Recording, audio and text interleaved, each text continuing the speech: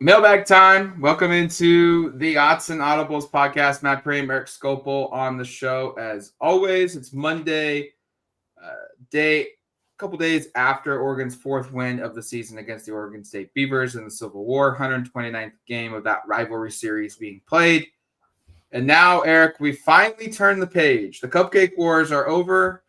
We finally turned the page to the big games. And the first one is probably the biggest one, maybe the biggest one in all of college football this season. We'll see how these two teams factor in afterwards. But Oregon at Penn State, two top 5 teams playing in Happy Valley. It's going to be an awesome environment. And I imagine opening up the mailbag and reading all the questions, a lot of it's going to be centered around this matchup, what we've learned going into this matchup, and kind of our feelings around this matchup.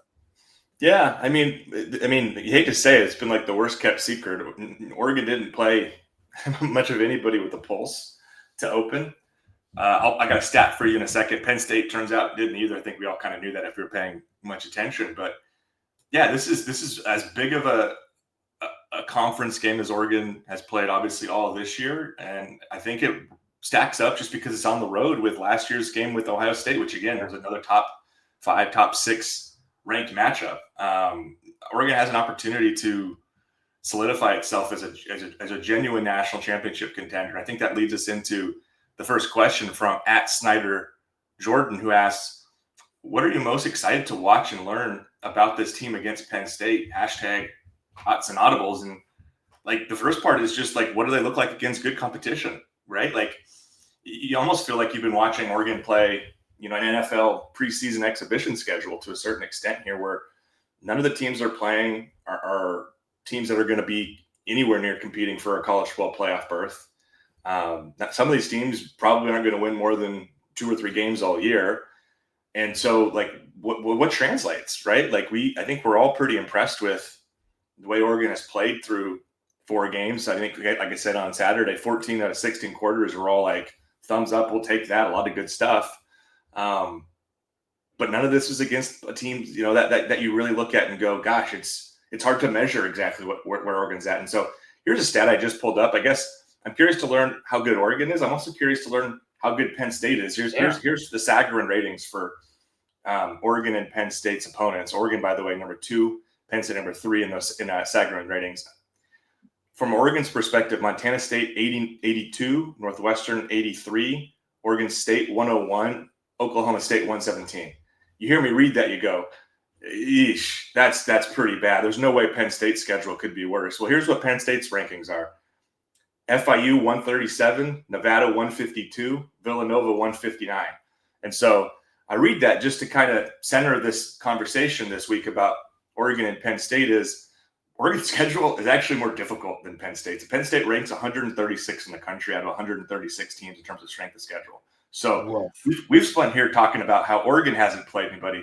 Penn State's actually played even lesser opponents to this point. So, I mean, just like full stop, like who are these teams? What are they is the big starting point. I'll throw it to you, Matt, to get into some individual things. But like, what's your response hearing that? I don't know if you're aware of just how much worse Penn State's schedule theoretically is than Oregon's. Because again, Oregon's schedule, nothing to write home about by any means. Yeah, I was not anticipating hearing that Penn State's schedule was worse than Oregon's, because I felt like it could have gotten a heck of a lot worse. It couldn't have gotten worse than what Oregon had played. Sure. To your point, though, now knowing that, and what I was originally going to say is I think Oregon has far exceeded Penn State and how they've kind of handled their schedule, which has been a weak schedule. Oregon has kind of just dismantled everybody by halftime. And you look at week 1, they played Nevada, a team that's not very good, and they were only winning 27-3 at halftime. And going into the fourth quarter, it was 39-3. Like theoretically, Penn State had, some of their better players in that fourth quarter in the first game of the season. You look at FIU and Penn State the next week, 34-0. It was 10-0 at halftime. You look at 34-0 and think, that's a good win. That's a solid blowout win. But then you look at it and go, well, it was only 10-0 at halftime. I think you're on to something here, that just as much as we don't know anything about Oregon, we don't know anything about Penn State. They've not gone on the road. They've not played anyone tough. And quite frankly, maybe the most second or third most anticipated quarterback this season, Drew Aller, has not looked anything remotely close to being in that top tier of quarterbacks. Just 4 touchdown passes this season from Drew Aller through 3 games. They have 5 touchdown passes as a team. Now, granted, they've rushed for 581 and they've got 9 touchdowns on the ground. Katron Allen and Nicholas Singleton are both there. They're both going to be studs. They're both going to be extremely difficult for Oregon to stop. Katron Allen's averaging over 8 yards a carry. But we heard so much about kind of their talent that they were bringing in at receiver, and it just hasn't translated yet. And so, yeah, like I think as much as we don't know about Oregon and as much as we've got concerns, we have, I think we've legitimately got some. Penn State's probably just as much the answer to this as Oregon's. Now, what am I excited to see play out? Dante Moore in an extremely hostile environment against theoretically a really good defense. And how does he handle that pressure? How does the Oregon offense operate in probably the toughest environment they will have ever played in, and probably will ever play in their careers?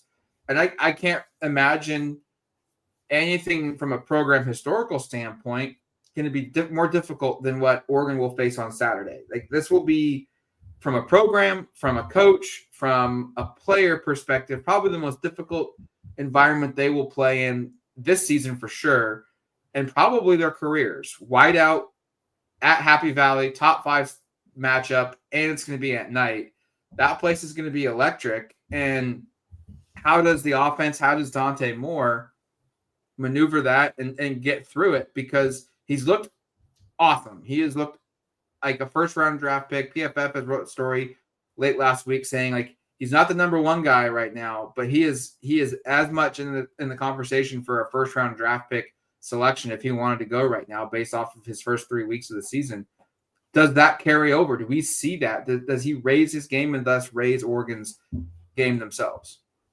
Yeah, and that's absolutely top of mind for me as well. Is what does just this team look like going into this environment, and what does it look like with the quarterback who has played all of its games so far at home, and then the one road game was in a stadium that has nearly 100,000 fewer people. I mean, that's crazy to talk about, by the way. Like, you couldn't have 2 more disparate road environments than what we're going to experience at Northwestern and what they're about to go into this weekend at Beaver Stadium. I mean, just absolutely the opposite of the spectrum. And so, yeah, how do they manage that? And I think, just to look at the matchups early, and we'll get obviously much further into this as the week goes on, but trench play is also right up there for me in terms of what I'm curious about, what I'm excited to learn about. I think it's been really solid throughout all this, throughout the first 4, the cupcake walk games, as you said there, Matt. I think it's been solid, and especially with the questions you had, losing 4 to 5 offensive line starters, losing 3 NFL players off the defensive line. I think you can look up and say, gosh, they've probably exceeded expectations for me to a certain degree. I know there's been detractors. There's been people who've got a thread on our message board asking which side, which offensive, was it the offensive line they feel worse about, the defensive line they feel worse about? People are concerned, especially about this matchup. But I think they've checked a lot of boxes for me. Northwestern, there was a couple of moments that weren't great. I don't think that was their best. And again, that's maybe the most comparable because that's maybe the best team they've played and obviously the only one on the road. So maybe that's a red flag. But just what does this team look like at the line of scrimmage? Because they've been able to dominate Montana State, Oregon State, Oklahoma State at the line. Running backs, I wrote yesterday, had like a 3.3 yards before first contact against the Beavers. That's suggesting that it was not difficult sledding exactly in terms of getting downfield and making plays. How do they handle this defensive line, this offensive line for Penn State, which we know are going to be among the best in the country this year, among the best absolutely on the schedule this year, maybe the very best. Like, I think that's a big question for me. We know Oregon has NFL caliber athletes on both sides here. Like, is there any question that like Isaiah World, Emmanuel Pregnon, Ayapani Lalalu, those are NFL draft picks, could be first day, second day picks in some cases there. Defensive line, I think we all think Amari Washington, Bear Alexander, Mateo, and Tatum off the edge are guys who are going to have Sunday futures. What we don't know exactly is how they're going to look with this iteration against another group that has a lot of guys who kind of fall in the same bucket.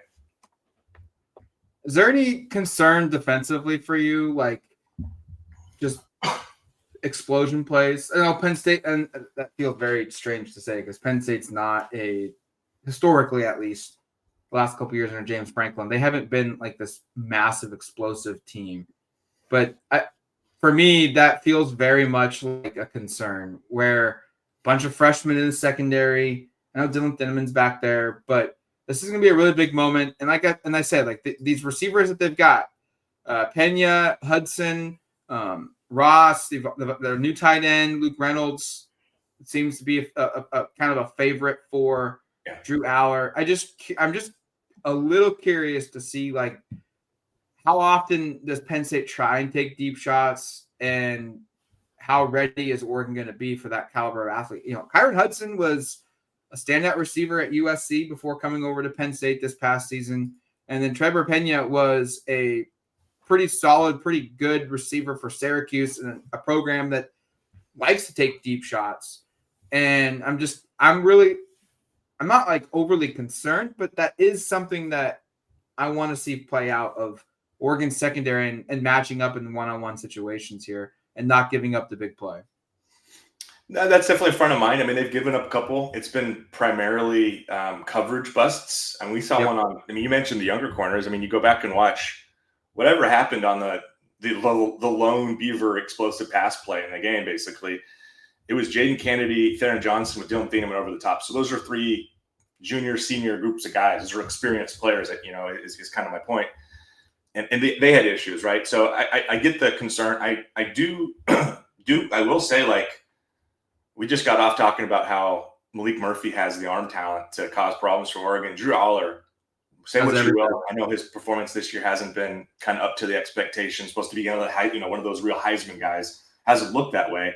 He absolutely has NFL traits, and you just have to look back to last year's Big Ten championship game, the way he almost brought them back, and the kind of throws he made. I still think of the one where I think it was Mateo. He gets out of the grasp and still throws a seed down the field for, I think it was a touchdown. That he has the ability to make things happen. And you're right. Like, this is undoubtedly the biggest test in every aspect, but the secondary will be probably tested more than we expect. And frankly, like, you just want to talk about explosive plays. They haven't really given up very many, at least not the first team offense or first team defense, I should say, on the ground. Singleton and Allen are undoubtedly two guys capable of hitting the home run. You saw it last year in the Big Ten championship game. Those guys ran for almost 300 yards in that game. That's top of mind for me too. So we'll get more into the matchups coming in here, but I think you're right. Like, where are these two teams at? I guess just as a summary, what's the trench play? How are they in defending explosives and the speed that Penn State provides? Like, these are things to certainly be kind of considering. And frankly, like, we're going to have a much better sense of where both these teams are, in about a week's time. All right. Number 2 from @Dylan A. Hoffman. Now that we're about a quarter into the season and playing our most difficult opponents, what is a position group you have been surprised by? #Autzen Audibles. And thank you, by the way. I believe almost everybody used that hashtag. It makes it a lot easier for me to find the questions. I don't know, Matt. Like, I guess I'd say quarterback is a position that I've been pretty surprised by. Not that I thought Dante was going to be bad by any means, but like, I'll be honest, you look around the country, I failed to find many guys I think have been better through the first 4 games of the season, the first month of the season or so. The decision-making was something we wondered about. The talent, the arm talent, that was all kind of, we knew that was going to be there. But just to start on offense, like, that's an area that going into this type of a game, I had concerns about where he would be exactly, right? Like we just didn't know. And I guess that's the through line here. If we want to talk about basically any position group, it was tons of talent, didn't really know what they were going to be. And Dante, to me, has answered the call at every level. I almost feel like we're overlooking some of kind of what he's looked like to this point because it's become so seamless and it falls in line with what we've seen, frankly, from Oregon quarterbacks over the years. But you just kind of look at it like he's fourth in the country in completion percentage. He's ninth in yards per attempt. He is fifth in QB rating. He is sixth in touchdown passes. He is further down in yards per game. I was just scrolling through here because Oregon hasn't needed to throw the ball very much. He's down at 45th, about 240 yards per game. But the efficiency, the accuracy, the decision-making, all of that has been such a major plus. And you know what young quarterback play can look like. And frankly, this is his third college season, so he's not as young as some of the other guys, but maybe inexperienced is the way to put it based upon the fact that he had half a year of starting experience coming in. Not that the schedule was going to be difficult to really challenge him, but I wondered if we'd see just some moments where you go, has he learned his lessons, right? And through 4 games, he looks like somebody who's like basically batting 1,000 in terms of just making the right choice. Whether or not the ball gets to where it needs to go perfectly has been kind of mixed at times, but I think that's an easy place for me to start. I've been very, very impressed by him, and he certainly looks like someone who gives you a chance to win going into a game like this one. Yeah, that's a great one. You just look at its stat line, 962 passing yards. He's completing basically 75% of his passes, over 10 yards a throw, 11-to-1 touchdown to interception ratio. His quarterback ratings like 195.9. Like he is operating statistically just as good as Bo Nix did and as Dylan Gabriel did. And to say that going into the year, even if we were drinking as much Kool-Aid as we could and be drunk off of it as high as we could, that's still a very hard thing to expect. And he's doing that. A couple more I had in my head, running back for multiple reasons. One, obviously the Mekhi Hughes factor. He's not even the top 3 or 4 guy on the depth chart. That's a surprise to me. Noah Whittington kind of being the best back on the team isn't a surprise. We shared that a little bit on during fall camp on our war rooms on DuckTerritory.com. But Jaden Lamar, I think, and De'Aaron Hill, Lamar has turned himself into a legitimate number 2 running back in the Big Ten Conference and could probably be a team's starting running back and a pretty good one for more than a handful of teams in the league. And you look at the teams out west, regardless of conference, Washington State would certainly love to have him. Oregon State would certainly love to have him. Boise State would certainly love to have him. Cal would certainly love to have him. Stanford would certainly love to have him. UCLA would certainly love to have him. Those are all guys, those are all schools, and there's more that he could legitimately start at. And I think he's really turned himself into a really talented guy. And he's probably not going to be an NFL guy at this position, but he's going to have a chance. And I think he has a shot. I do. Yeah, I think he does a lot of stuff on special teams. He's got the physical attributes. Now it's just, can you continue to improve your skill set and get there? I don't know if we thought that going into the season. And then De'Aaron Hill, obviously just the phenomenal athlete that he is, second on the team in rushing yards at 188. By the way, Jaden Lamar is number 1. I think some of that's kind of aided by Whittington not playing the last 2 weeks. That's been a big plus for me. And then I'll also say this. There was a little bit of in the back of my mind about Mateo and how was he going to handle being the focal point of the front 7 from a matchup perspective without Jordan Birch, without Derek Harmon, 2 guys that, first and third round draft picks. Yep. Jamari Caldwell, third. Yep. And Jamari Caldwell as well. Like there was a ton of attention that was cast towards those 3 guys that I felt like last year presented a lot of one-on-one opportunities for Mateo. And how would he respond to now being the guy that every snap you're automatically probably going to get double teamed? And You're going to always have the guy coming to chip you. You're always going to have the running back waiting in the backfield to help the offensive lineman with your pass rush.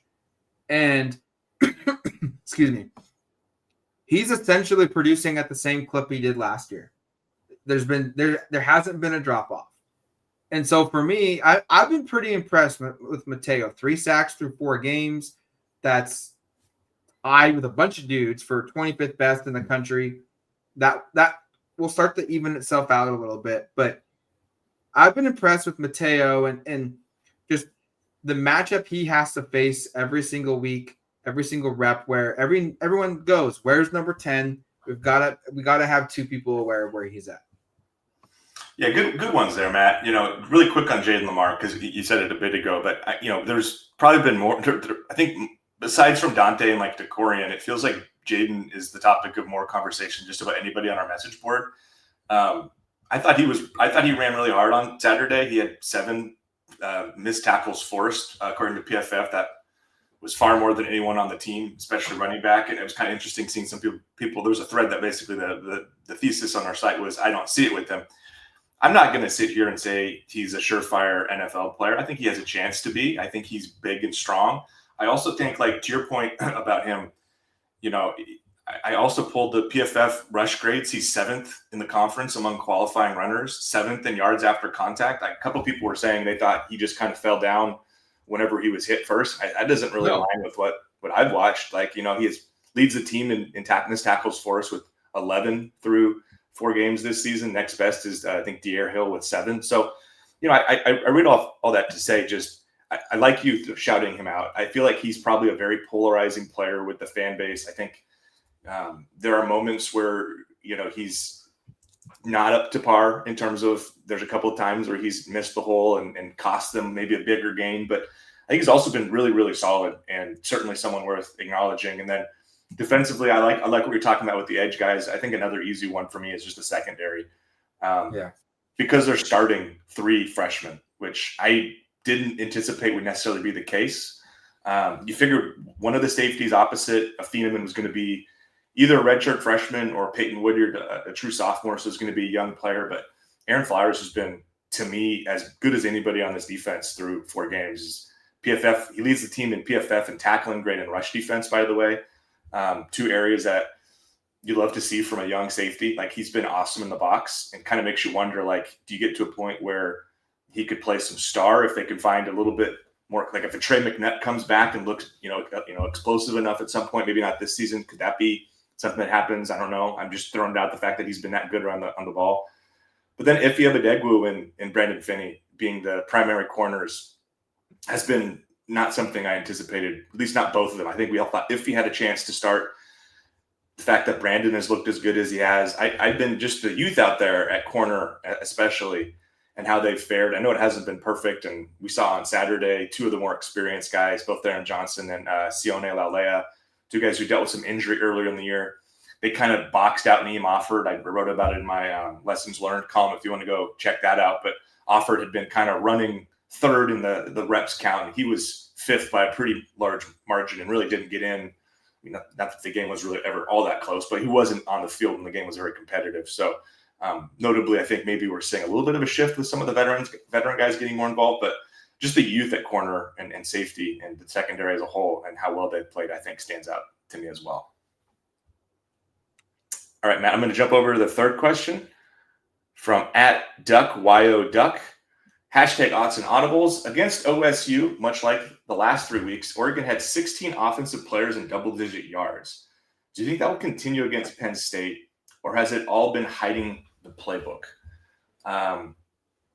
Interesting question here. And we're not going to be able to tell you exactly what Will Stein's been thinking about in terms of how he wants to present this offense against lesser competition. I think he certainly has shown some creative stuff. We've had John Evans, our student reporter, writer for the site, breaking down his best 5 play calls each week, and you go through it. There's been some really creative, innovative things he's been doing, some really impressive sequencing that John wrote about, especially this last week, about one play showing one look, next play showing the same look, and then running something slightly different off of it. I think they've definitely been probably more creative offensively than some people want to give them credit for to a certain extent. But just to run through what you're getting at here, YO Duck, the personnel rotation to me has stood out, right? The first 2 games, 40 players on offense played against Montana State, 43 against Oklahoma State. I think you're seeing it condensed a little bit these last 2 weeks. Northwestern, it was 30. Oregon State, it was also 30. It feels like they're kind of condensing it. So I guess just to answer his question, I don't anticipate 16 offensive players will be in double-digit yards against Penn State. I think that's a reach. That would also suggest Oregon has probably a crazy number of yards in this game, which I think is unlikely. I think you're going to see some of the running back rotation cut down. I think you'll see some of the receivers. Like, I don't know how much Cooper Perry or Kyler Casper you're going to see, and frankly, we didn't see a whole lot of them in the first half. I don't think Kyler played at all in the first half against the Beavers. So you'll see some of that cut down a little bit. Like, how much does Roger Saliapaga see the field, right? Like, you can see some of these players that are probably not going to rotate the offensive line. So I don't think you'll see 16 offensive players in double-digit yards this week. I also think post-Indiana, when you get into the Rutgers, Wisconsin back-to-back games, and those are games that it certainly feels like Oregon could put the foot down, I wouldn't be surprised if you see a return to kind of where this is right now. Yeah, I'm going to anticipate this goes down significantly. And we also need to note that while Penn State hasn't played anybody, their defense has statistically been one of the best in the country. They are 3rd nationally in yards per play allowed at 3.59. They only give up 224 yards per game. You want to talk about maybe opponent longest plays from scrimmage, Penn State 20, if we want to look for 20 yards or more, Penn State's only given up 8 this entire season. If we want to look at 10 yards or more and where Penn State stacks up, it's even better. It's 6th in the country at 23. By the way, Oregon's 24, 9th in the country. So they're straight up playing an opponent that just doesn't allow it either. And that's as much going to be a factor in this as well. And I don't think Oregon's going to – the number of guys that are touching the ball and getting that many explosion plays are going to go down. And I think just the sheer number of explosion plays for Oregon is going to go down because of the quality of opponent they're playing. It's not going to be like what we've seen the last 4 weeks. And if it is, oh my God, this Oregon team is going to be unbelievably awesome. But that's such an unrealistic expectation, I think, to factor in there. I agree with you that like Cooper Perry, Kyler Casper, I think probably Casper more than Perry will see snaps go down. Roger Salapaga's snaps will go down. It felt like against Oklahoma State or against Oregon State, like Jay Harris's snaps maybe went down a little bit. He didn't play the first half. It even kind of felt like De'Aaron Hill's snaps maybe went down a little bit. Just off of without looking at the numbers. So I would argue like we'll probably see Mekhi Hughes. We'll probably see Jaden Lamar with the starting role if Noah Whittington's unavailable. If Whittington's available, we might not see a ton of Mekhi Hughes. It might be a lot of Whittington, Lamar, and then Hill and Jordan Davidson kind of in situational work at the running back spot. At the receiver spot, we're not going to see a ton of Kyler Casper. We'll see if Justice Lowe's available. That's one to look for this week. But if he's not, it's going to be basically Malik Benson, DeCorian Moore, and Gary Bryant Jr., I felt like, at receiver. Those three. And maybe that's where Cooper Perry kind of finds his way onto the field. Jeremiah McClellan, I think. Oh, yes. Should be grouped. Yeah. Yeah. Right. 100%. That was my fault. I forgot him. Just last thing here before we go to break, Matt, on the running back rotation. One of the things that stood out to me looking at the PFF snap counts at running back was Jordan Davison had the second most snaps by a huge margin. He played 30, and Jaden Lamar played 34, and the next most was De'Aaron Hill at 13. That was notable to me because I think we all acknowledge like the Oregon State game was more than anything else, and especially the fact that they played their starting offense through Dan wanted to play them all the way to 5 minutes in the fourth quarter. That was like the game plan going in, it sounded like. I think it's pretty notable that in this kind of a game, the final dress rehearsal, if you will, that they really leaned on him especially in 21 personnel with 2 running backs, where he was acting as a fullback. He played almost a third of his snaps there. So maybe that's a big part of why the snap count increased. But I was also impressed by the way he ran between the 20s. So I'm with you. Like if I'm going to pick 4 running backs who have big roles on Saturday, assuming Whittington is healthy, it would be Whittington, it would be Lamar, it would be Davison, and it would be De'Aaron Hill in the gadget play roles. I think Mekhi Hughes would be the next one to know, because you're totally right. Jerry Harris did not play hardly at all in this game until it was, mid-second half. And we know that Dewan Riggs has been where he's been. He's the number 7 guy pretty clearly. He comes in 7th amongst these guys every game. So I think you'll see maybe it go down to 4 if Noah doesn't play. That throws a wrench into it. But like it could be a case, where maybe Mekhi Hughes is even more the odd man out this week than you'd think going into a big matchup. I also thought it was probably his best game of the year in terms of the rushing and production. So I don't want to write him off entirely, but I'm just talking, from what I observed and the way the rep count played out, kind of feels like you've got Whittington, Lamar, and Davison are your 3 primary carriers of the football. And then you've got De'Aaron Hill as a guy that you want to get in space and kind of use almost like DeAnthony Thomas, over a decade ago, where you just try to find ways to get creative and get him the ball. I don't know if it feels like Mekhi, if Whittington is available, is going to play much of a role on Saturday. All right, let's take a quick break, and we come back. We'll dive into the second half of the show.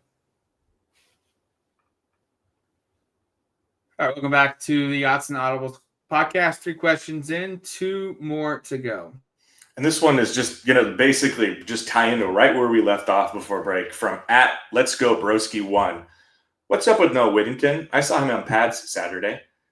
He was in pads on Saturday, and he did all the warm-up stuff until they started doing 11-on-11 drills, and then he didn't do any of that. And I watched him do some blocking drills that were full contact. I watched him carry the football, not in full contact capacity, but taking handoffs and accelerating and looking normal downfield. Dan said, on Wednesday? It was to be determined, I think was his answer. I don't know, Matt. Like, I'm expecting the fact he's warmed up both games he's missed pregame and looked fine doing it indicates to me he has a pretty likely chance of playing, but I also don't want to get people's hopes and expectations up that he's going to play based upon the fact that Dan won't tell us much of anything, and getting injury information is really challenging right now in this era of Oregon football. Yeah, I don't imagine he's all of a sudden going to just like open things up ahead of Penn State. I get this feeling that, as silly as it sounds, for a guy that's had 14 carries and pulling up his stats, 0 receptions so far this season, getting some load management, I feel like that's kind of what it is. Like, he doesn't travel to Northwestern and doesn't suit up. He doesn't suit up and go through most of the warm-ups on Saturday against Oregon State. If this was like a super serious injury, if it was, hey, he's going to be out for a couple weeks or a month or 6 weeks because of X, Y, or Z, and he really needs to rehab it because even the slightest strain could set him back for a couple weeks. I don't think they go through this process to see, if it was serious. I just reading tea leaves, this feels like hey, he's legitimately got something he's dealing with. It's not a long-term thing. If this was Penn State or if this was the Big Ten championship game, he would play. He could play. He could be effective in limited opportunities. But we don't need him. We, as an Oregon coaches talking here, let's rest him. Let's give him 2 weeks off to kind of get himself close to 100% as you could be after a season starts going into the biggest game of the year. Yeah, I think well said, and we'll see if anything starts to come out over the course of the week. We'll see if Dan is even asked about it. Frankly, I'm not sure injuries are going to be something that he's been more generous, I will say, with some injury answers this year than in past years. I think we're getting to the part of the schedule where we're going to see that kind of locked down a little bit. Yeah, right? he's not going to want to talk about it. No, because I think about the biggest, the instance where he called this fake news was lead up to the Washington game in 2023, which was obviously like one of the bigger games of that season, one of the bigger games of that rivalry. He didn't want to get into it there.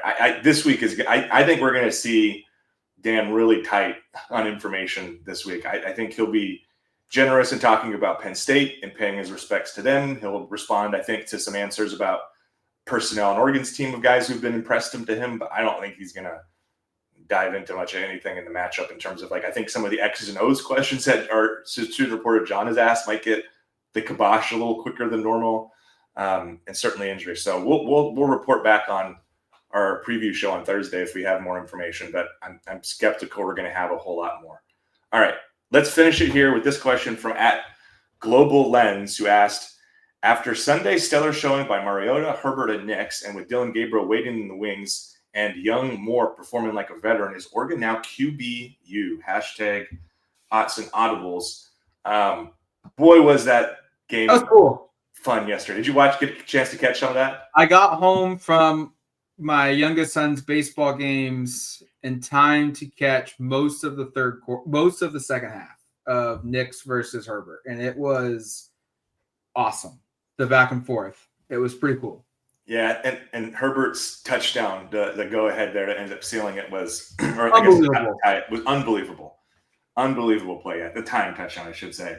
Not many athletes in the world can make that play. Truly, like maybe Josh Allen, maybe Patrick Mahomes, maybe are the guys. Very limited number, and that's what makes them special. So that was super fun. I didn't get to catch the 10 a.m. games because I was head down, kind of working on review content from Saturday's game. But Marcus Mariota, I watched the highlights. He looked great. You could tell he was emotional afterwards, just because of what it meant to get this opportunity after what's been a real tough, like 6-7 seasons of NFL football for him, right? Somebody who came in with the number 2 overall draft pick, a Heisman Trophy winner, expectations, performed pretty well early in his career in Tennessee. Things did not go to plan to close his time there, and has just kind of bounced around as a backup with a couple of opportunities to start. Really great to watch him perform in that manner. To the question now, I put together like the 3 other schools. If we're just talking about current NFL quarterbacks that have a case, Oklahoma stands out probably first and foremost because Oregon had 3 starting quarterbacks on Sunday, but only 2 of those are full-time starters. The Hoosiers do have 3 with Jalen Hurts, Baker Mayfield, and Kyler Murray. 3 very accomplished quarterbacks right now. I mean, Hurts just won a Super Bowl. Mayfield, those teams are a combined 8-1 right now, by the way. You're looking at the standings there. Mayfield is also 3-0 with the Bucs, and Kyler Murray's 2-1, lost a really, really heartbreaking game for them against the 49ers on Sunday. So those guys would stand out in competition. And then Alabama also had 3 guys start on Sunday, Tua Tagovailoa, Bryce Young, and then Mac Jones for the 49ers, who I think played quite well. So there's another team. I think I would lean Oregon in that one, though, just because I don't think Tua, Bryce, or Mac are probably even on the level of Herbert or Nix, in my opinion. And then the other team I'll throw out here who didn't have anybody start on Sunday, but usually has 2 of the very best, would be LSU with Joe Burrow and Jaden Daniels. Those are the 3 schools I would say are in competition, but Oregon absolutely in the conversation here. And if I was to like rank these, like maybe second to Oklahoma, but certainly with the fact that Gabriel might be a guy here in the near future, and with Dante Moore maybe being a first-round pick here, Oregon is absolutely making the case to be the best school in terms of quarterback production and talent production. And we should note, like, just in the last 3, if we're just condensing this to like the last 4 years, I don't think there's any question Oregon's been better than Oklahoma in producing NFL talent. Yeah, it's a fun time to be a Duck fan watching NFL quarterbacks play their careers at Oregon and then go on to not just make it, but have success. I remember there was that stretch where A.J. Feely, Joey Harrington, Kellen Clemens all made the NFL, and there was that stretch where you're thinking, this is going to be a regular occurrence. And then Dennis Dixon finally made it. But none of them really had prolific starting careers. Harrington was the most probably successful, and he bounced around after not doing well at Detroit. And we could argue at a different time if that was his fault or if that was management's fault of talent around him. But none of those guys really had like careers where you said they were the top half of the league at that position. And you look at you look at Herbert, you look at Nix, and they're the top half of the league at their position. Mariota certainly was top half before he got hurt. That was some injuries and kind of fizzled out. But he's carved out a career, and he's been productive wherever he's gone. But it was cool to see him step in a moment with Jaden Daniels out, have that big time. We'll see what Dylan Gabriel's career looks like. Mm-hmm. But this is the thing. If you're like talking NFL and you're talking recruiting, it's just continue to stack more and more guys into your position group for college, or start getting more and more guys drafted, because eventually more and more guys will hit. And if Dante Moore shows up and whenever he gets to the NFL, and he can be a starting level guy and the top 2/3 of the league, you now have 3 NFL quarterbacks with Herbert, with Nix, with Moore, and we'll see what happens with Gabriel if he turns into one where every Sunday you're going to see highlights of Oregon quarterbacks. And that's pretty cool. And that puts you in the conversation of being QBU. I'm not there yet. I'd like to see another guy kind of emerge as upper echelon of the starting group, because Mariota's not there and Gabriel's backing up right now. So, but one more, and that becomes a real conversation. Absolutely. And I guess I just thought of it we're going through here. It's notable to me that the other rival former Pac-12, now Big Ten schools, USC and Washington, both have a couple of guys that are starting right now, but not anywhere near the capability or the level of Oregon's guys. You go Penix and Browning are currently getting starts. Browning was really, really rough on Sunday. And then Caleb Williams and Sam Darnold, both been kind of up and down for USC in the NFL. All right, that's going to do it for us here on the Autzen Audibles Podcast. Thank you for submitting your questions as always. We greatly appreciate it. Continue to use the Autzen Audibles hashtag as well. And you can find all our work for this week's big game at Penn State. College Game Day is going to be there. It's going to be the full focus of the country. You can read all our work previewing this matchup between Penn State and Oregon on DuckTerritory.com. But until the next one, you've been listening to the Autzen Audibles Podcast. Talk to you later, folks.